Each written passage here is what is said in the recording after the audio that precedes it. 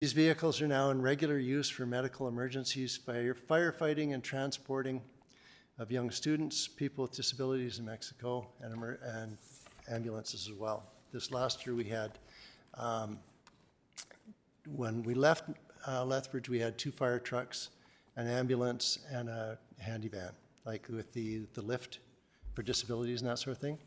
Unfortunately, the one truck didn't make it, and it's going to go next fall.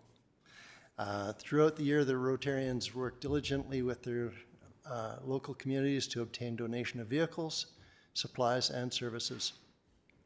The vehicles are inspected and made roadworthy, and Rotarians are recruited as volunteer drivers who make a 7-day, 4,200-kilometer journey from Lethbridge to Mazatlan.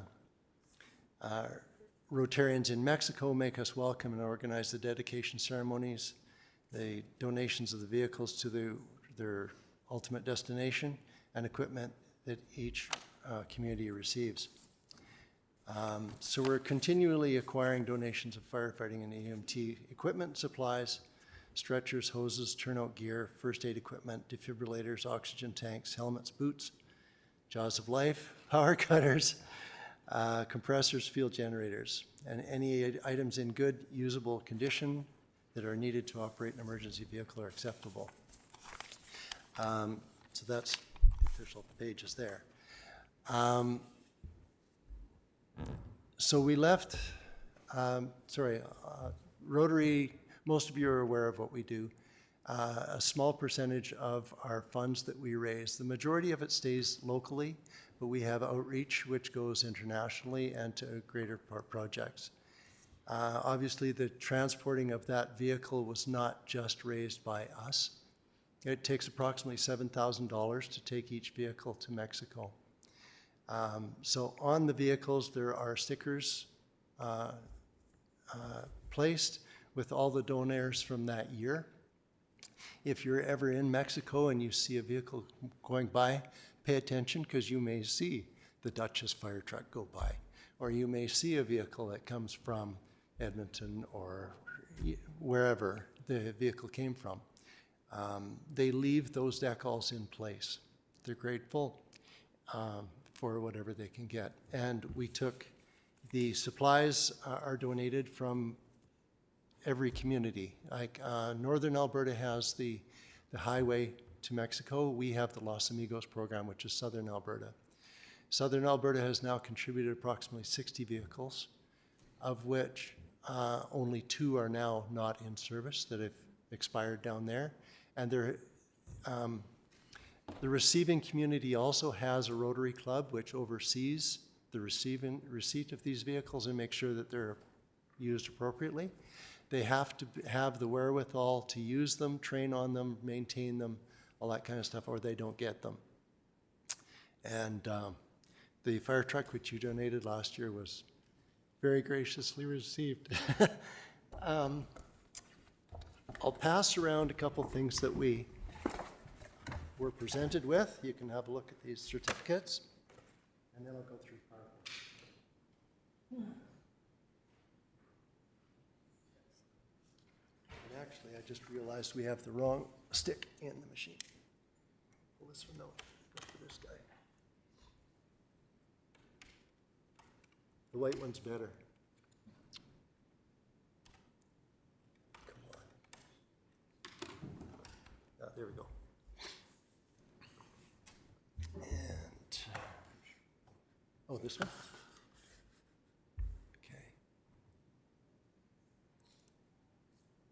Okay.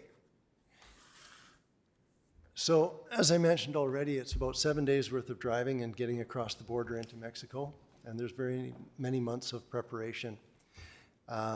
We use 2 drivers per vehicle, although we do rotate between the vehicles. So I didn't spend all my time in the fire truck, although Dave Andrews and I did the majority of his driving with that old truck.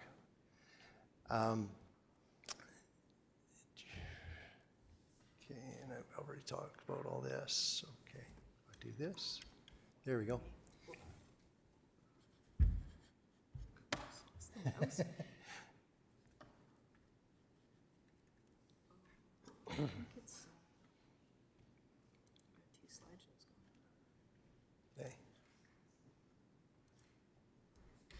Ah, there we go. Thank you. Good thing somebody knows how to run a computer. I'm not a wizard. Okay, so as I mentioned earlier, any other gear that can be donated, they're thrilled to get. Wheelchairs, all kinds of stuff. And there's a separate program which isn't actually part of Los Amigos. Any old musical instruments that can be fixed up, they're thrilled to get those too. And most of you are familiar with David Andrews. He was my partner in crime on this part. There was, as I said, there was 4 vehicles, so there was 8 drivers. And that's the Brooks and County fire trucks right there. This is the group of 8 that went with us. On the left most is I guess the ultimate coordinator. His name is Randy. And he works the whole year, going different places, watching for vehicles, finding these vehicles. Randy Smith is the coordinator. Beside him was Michelle, and she's from Olds area, Innisfail. Beside her was Berga, and she's a lawyer in Lethbridge, part of the club there, and she gets all the paperwork in line for us to get across the borders. Next to her was Donna, and that's Randy's wife, and she was in charge of all of the accommodations on the route down. And the little gal in the center there is Rita, and she's been on several of these trips as well. She's from the Tabor area. And Carl's been on most of these trips. He's a veteran, 7 years with the forces, the Navy, and then myself and Dave from here. So that's us leaving Lethbridge on the first day.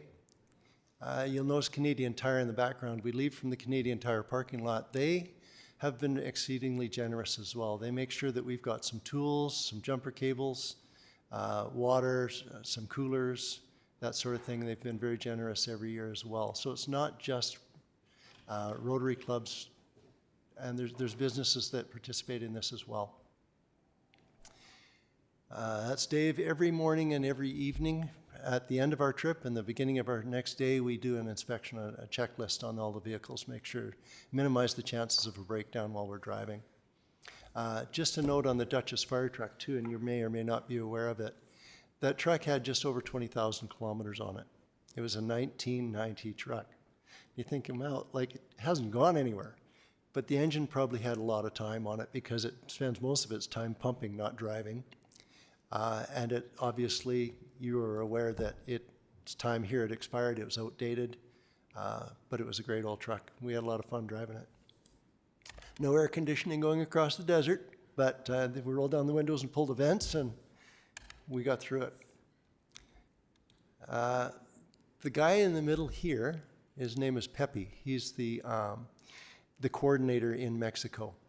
And it amazes me. I'm looking at him and I'm thinking, you see us all in shorts and t-shirts, and he's wearing full-length blue jeans, at least 2 layers of shirts there with a full jacket.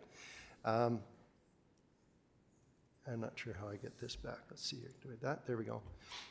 But he's from there. He's used to those temperatures and that heat. That picture was actually right at the Mexican border where we had to register. Now, about every 2 hours, we stop and change drivers. We don't want anybody getting fatigued driving and hitting the ditch or any of that sort of thing. This was the first stop after we were traveling in Mexico. We pulled into this place. We didn't need fuel, but we had time to stop, and there's a station there. Pulled in, and there's a covered pumps there, and I look over, and there's 4 motorcycles. I ride, so I walk over and start talking to these guys. There's 3 big Harleys and a BMW there. And Carl, a very chatty guy, he sees me over there, so he comes running over too. But the one guy, he's a tall, slim guy, and these guys are, I won't say older because they're around my age, I guess. he says, where are those trucks going? Because he saw the decal on the side. He says, Rotary Club, you guys, like, where are you taking these? I said, well, the fire truck's going to Tepetitlan. And he got all excited. He said, I'm from Tepetitlan. Look at the back of my bike. He says, on the back fender, it had Tepetitlan decal. And he was all excited. And so we got really into a good conversation. Well, Carl gets talking too, so obviously we got to take pictures in front of the vehicles. And so everybody lines up and we got these pictures. We saw these guys about 2 hours down the road again, pulling out of another station, and that was the end of it for a little while. When we got down to Tepetitlan with that truck, and the ambulance, or sorry, no, the bus went to the same place. When we went to deliver those vehicles that day in the square, we had 4 motorcycle escorts. These guys were thrilled to be a part of it. And there's Dave driving the truck, going across there. That's just at one of our stops, one of the hotels. As we came through Arizona, one of the clubs there, it's the Route 66 Rotary Club, they hosted us. They knew we were coming. And apparently they've done this before. So we arrived there in the evening, we parked the vehicles, and they take us to one of the members' homes, and they gave us a barbecued supper and spent the evening, and then they billeted us for the night. So it helped reduce our expenses a little bit, and we took a collection, gave them a few bucks for their club, and they gave us $500 for ours. So it was, and they had a reporter there who put an article in their paper about it as well. And that's when we got to Mazatlan, backed the truck in, and Dave took my picture with the truck before we delivered it. From there, they took us to our hotel, and we didn't see the truck till the next day when we presented it, and I've got pictures coming up with that. These aren't all in order. Unfortunately, this is on the Mexican side of it before we get to our destination. This gentleman, actually, they hired this guy to help us get the vehicles across the border. As Calvin had mentioned earlier, previous years, they sit on the trucks and wait to get across the border for like all day. We drove the trucks to the border. We had to unload them the night before. All the inventory, all the donations went across separately. This gentleman made sure all that happened. And then we got out of the trucks at the border, walked across the border. They brought the trucks, they'd x-rayed them or something, brought them out to us. We drove to the hotel, and we sat there waiting for our inventory to show up, having a beer with these gentlemen, and had a good time. It was the smoothest, they said it's the smoothest, fastest they've ever got us across the border. So that's at the hotel. This is a picture of the presentation of the ambulance, where it went, because it stayed right near Mazatlan. And all the people that were receiving it, and they're thrilled, as I say, to get these equipment. It was very near a highway, a lot of traffic accidents, and they really were very grateful to receive that ambulance. The ambulance, by the way, the fire truck had 20,000 kilometers on it. The ambulance had over 400,000 kilometers on it. This is one of the, or two of the gentlemen actually. The guy in the light blue shirt is the head of the Rotary Club in Mazatlan. And the engine behind him, you'll notice the decal, it says Rotary on the door. I've got a similar one, I think, coming up, which is ours, because that's a truck that came down a previous year. So it's got all the donors on that decal as well. And so there's the picture of that one. So you can see Calgary, Fish Creek, Brooks, Lethbridge, Sunrise, I'm not sure, was it Cardston, Olds, Pincher Creek, Whitecourt. That's actually a Whitecourt truck. And these are some of the bomberos, they call them, which are firefighters down there, that will be using that truck. The ladies in the middle, the one with the dark sunglasses, she was one of our hosts, and very prominent down there, very influential lady. And I'm not sure about in the blue dress. That was at the presentation. The Bomberos are receiving the truck when we presented them in Mazatlan. And that's, just turn the camera around and look at the trucks parked across the parking lot. The red one came from Whitecourt. There was a previous ambulance there. Then ours, the three on the left are our three vehicles that we brought in. And that's the presentation ceremony in Mazatlan at the Convention Center. Now, this is Tepetitlan. This is where we delivered, and the 4 motorcycles escorted us into the thing. We arrived, the end of April is a very exciting time down there. They have like 7 or 10 days where it's just a huge party. That evening, there's fireworks going off. This is the main square in Tepetitlan. There's a stage there. They had fireworks. They had a band playing. I've never seen a tuba and an accordion in the same band before, but they had it. And I mean, it's all lit up. There's just a huge party. The picture I love in this one is the bottom left corner, where you see Dave. This is a big deal. And they even brought the priest out to give thanks and dedicate the vehicles and all that kind of stuff. Well, Dave is a very, very good sport. I know you probably know Dave, most of you. He happened to be standing the furthest right, closest to the front of the vehicles when they did this. So the priest says, well, I need somebody to receive the blessing. So Dave's kind of, okay, I guess it's me. And I mean, we're in Mexico, it's Spanish, I'm pretty sure it was Catholic. And he has the water sprinkling and all this kind of stuff going on. Well, Dave got sprinkled. And partway through this whole thing, he holds up the Bible and he says, well, now it's your turn to talk. And these are your verses in the Bible. And he says, in perfect English, he says, but it's okay, it's not in Latin. And if you've ever seen the deer in the headlights, help, that's the expression on Dave's face, because it was in Spanish. So fortunately, the gentleman there in the black, he saw what was happening and he rushed to Dave's defense, finished it up. And you can see some of the equipment laid out on the stage there on the right, and the vehicles. And they gave us, I mean, obviously they receive us, they feed us once in a while.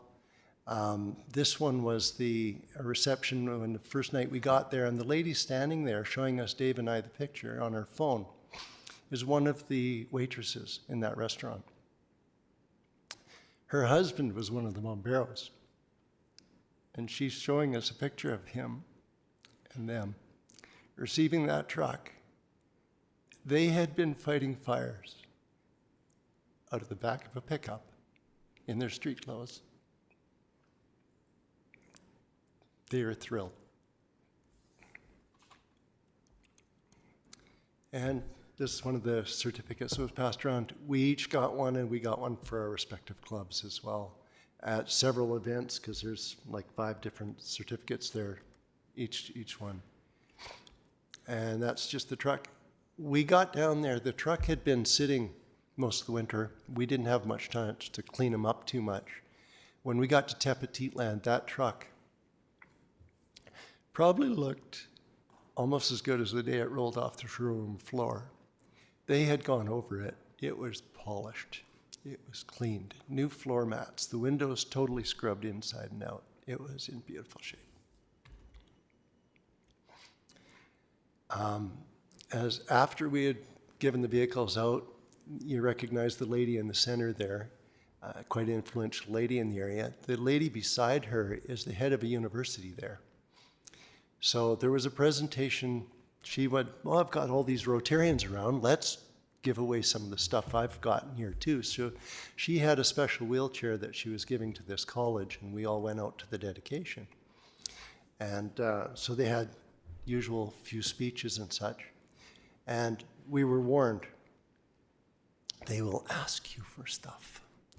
So after this, and we go out for pictures and everything, and she says, do you think you could get me an ambulance? We need an ambulance for the university. Not our part of the equation, sorry. And this was the last night we were there. They took us to a restaurant, and again, a few certificates and speeches, some of it we couldn't understand because it was in Spanish, before we flew home. And that was it. So, any question? Thanks, Larry. Are there questions? Go ahead, Ellen. Do you feel safe when you drive, especially in Mexico itself, across the border? Down there, yes. We didn't have any issues. We did see armed vehicles, Army, people in camouflage and pickups with machine guns mounted up and standing up, that sort of thing. We had no issues, none. Where we were traveling during the day, with the exception of one evening coming back from Tepetitland. Daytime travel, the roadways and everything, I'm sure there's areas where you wouldn't want to get caught, but we didn't see any of those at all. No, we were fine. It helps so much to have the Mexican Rotarians as hosts too, particularly that fellow Pepe. In 2022, after we crossed the border and were heading south, we were pulled over by local police saying that the paperwork wasn't in order, and they didn't know quite how they were going to resolve it. It started off as a bit of a shakedown. Pepe stepped forward and had words with them, and maybe he knew more important people than they knew. But in any case, we were soon on our way. The paperwork was resolved very quickly. Yeah. So, yeah, having them there, definitely. Yeah.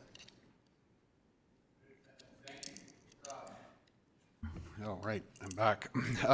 Thanks for your presentation this morning, and appreciate hearing about this, and appreciate the emotion that is accompanied by seeing people who appreciate the effort that goes into making sure that the equipment that we've used goes on to good use. I think it's worth noting that there's a few of us that remember fighting prairie fires out here with wet gunny sacks in years past, and it doesn't hold a candle to the kind of services that we've seen emerge in our county and in our province, really across the province, in terms of improved services. And it's good to see that we're able to extend that to neighbors to the south, and I think we can appreciate the dynamic of that. So, and thank you. We appreciate our volunteer services in terms of fire and emergency services, and also Rotary's initiative to make sure this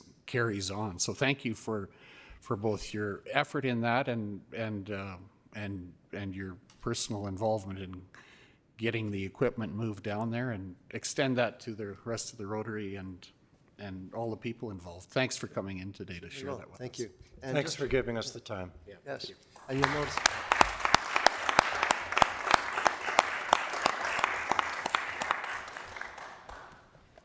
And my shirt isn't just a fashion statement. It's what they presented each one of us with.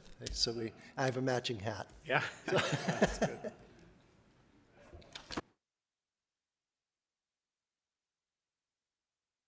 Larry, why does it say 11 on your sleeve? Because it's the 11th. Oh, okay. So next year is the next trip actually goes next September.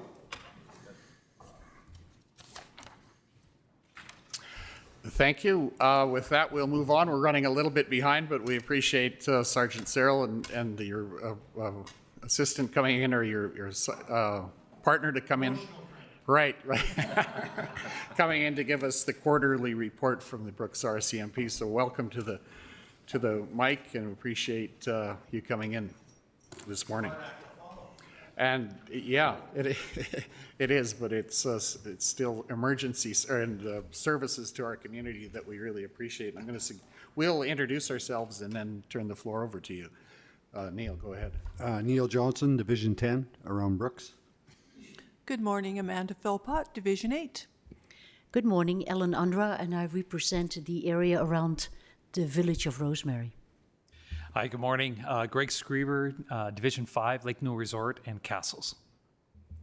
Welcome. I'm Kelly Chrisman, and I'm from the west side of the county, around Bassano. Arnold Dirksen, Reeve from the GEM area, Division 9. Morning, Matt Fensky, County Administrator. Hi, Holly Johnson, Division 4, Scandia, Rainier, and Bow City. Good morning, Adina Scandrep, Division 2, the area, Tillian area. Good morning and welcome. I'm Dan Short from Division 1, Rolling Hills. Thank you, Sergeant Searle. Turn it on. There you go. Good morning, Sergeant Searle, Detachment Commander in Brooks. My assistant, I like the ring of that. Yeah. Corporal Joe Schmidt. Thanks for having us this morning. So my report today covers off the months of July, August, and September for the County of Newell. During those months, we responded to 562 rural calls for service. We lodged a total of 89 prisoners in our cells, and our detachment services conducted 194 criminal record checks for county residents. We also issued a total of 178 violation tickets within the county. Some significant events or miscellaneous calls during those months.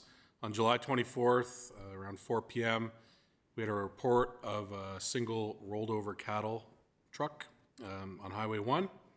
The driver of the truck received minor injuries. He was transported to the hospital. However, as a result, several cows received fatal injuries or were dispatched on scene by police. On August 9th, Brooks RCMP responded to a motor vehicle collision between a motorcycle and a semi-truck on Highway 36 near Bow City turnoff. The 21-year-old motorcycle driver was taken to hospital with significant but thankfully non-life-threatening injuries. He's since been released, and the semi-driver was uninjured. On August 13th at 6 p.m., we received a report of a dark-colored pickup with a stolen trailer. Had some slip tanks with 8,000 liters of fuel on the trailer. We did locate the vehicle driving at a high rate of speed throughout the county, as well as within the city of Brooks. We tried to stop the vehicle, however it fled, and the whole incident became quite dangerous to the public, so we terminated our pursuit on that vehicle. The trailer actually became dislodged from the truck after a collision with a parked car, and we recovered the vehicles. However, we have not identified the driver to this point. Just in general, we had a pretty busy summer with property crime. We worked very closely with our partners in Southern Alberta District Crime Reduction Team. We had them out here a number of times throughout the summer, working on files that not only were Brooks or the county, but they're down in Redcliffe, Tabor. It's all intertwined, so we worked together with them. We caught a lot of people, put a lot of people in front of the judge on charges, so pretty happy with that. Recently, we just received a member on transfer, a corporal. He was from that unit, the crime reduction team, Corey Burton. He's actually a resident of the area. He grew up out here and he knows it well, and we're really happy to have his expertise in property crime reduction and initiatives in our detachment. That's all I have today. If there's any questions, I'll be happy to answer them. Thank you for that. Are there questions? I do have one. I noticed, that's a fairly significant fuel, I suppose, a theft. Is that part of a broader ring that's happening other parts of the province too, by any chance? No, and certainly without being able to identify the driver, it was tough, but I would suspect it was, we had a rash of property crime throughout the summer, pretty much being committed by one group of individuals, and if it wasn't nailed down, it was being stolen, so just a crime of opportunity. Yeah, okay. Any other questions? Holly, go ahead, please. I see you've noted that auto and I guess truck theft is an issue. That's provincial, though. It's not specific to us. Yeah, Valley, absolutely. Right? It's everywhere? Auto theft is always an issue in Canada or Alberta. We've done pretty good here in Brooks. A lot of the times we're catching them, or at least recovering the vehicles, which is the big thing. Okay, thank you. Any other questions? Seeing none, thanks for coming in this morning. I appreciate your presentation, and always good to see you here, and thanks for the work you do in our communities. That's much appreciated, and you have our support. We thank you for that. Yeah. Thank you very much. Okay. Thank you. I'm going to suggest we take 7 minutes, and we'll reconvene at 25 after 11. So we'll take a short break. Thanks.